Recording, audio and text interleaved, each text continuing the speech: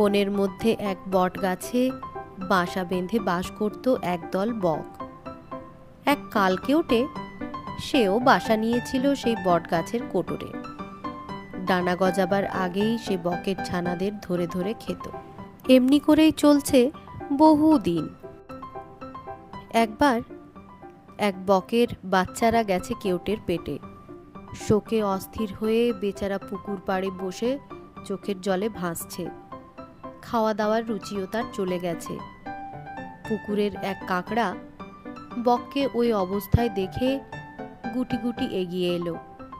নরম গলায় জিজ্ঞাসা করল, তোমার কি হলো মামা? অমন করে কাঁদছো কেন? বক বলল, পোড়া কপাল আমার, তাই সন্তানের শোকে বুক জ্বলে যাচ্ছে যে। গাছের কোটরে থাকে এক কালকেওটে, আমার ছেলেগুলোকে খেয়ে শেষ করেছে। কি করে যে এই দুষ্টকে মারা যায় বলতে পারো? কাঁকড়া ছিল ভারী চতুর। সে ভাবল, বকগুলো হচ্ছে আমাদের জাতশত্রু। একে ভালো মন্দ মিশিয়ে এমন মতলব দেব যে এ বেটাও মরবে আর গাছের বক বংশও ধ্বংস হবে। এই ভেবে কাঁকড়া বলল, মামা, এই কালকেওটে যতদিন বেঁচে থাকবে তোমরা শান্তিতে থাকতে পারবে না। আমার যুক্তি শোনো। তোমাদের গাছের তলাতেই গর্তে থাকে এক বেজি।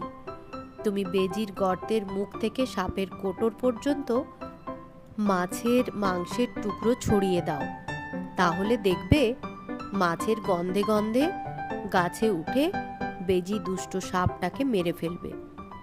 কাঁকড়ার বুদ্ধিটা খুব মনে ধরল বকের। সে ফিরে গিয়ে সেই মতোই কাজ করলো, আর ফলও হলো সঙ্গে সঙ্গে। মাছের গন্ধ পেয়ে বেজি বেরিয়ে এলো গর্তের ভেতর থেকে। তারপর মাছের মাংস খেতে খেতে উঠল গিয়ে গাছে। বেজির সাড়া পেয়ে কেউটে তো কোটর থেকে ফনা তুলে ফোঁস ফোঁস করতে লাগলো। সঙ্গে সঙ্গে ঝাঁপিয়ে পড়ে বেজি তাকে মেরে টুকরো টুকরো করে ফেলল। তারপর গাছে যত বক ছিল তাদেরও এক এক করে খেয়ে শেষ করলো।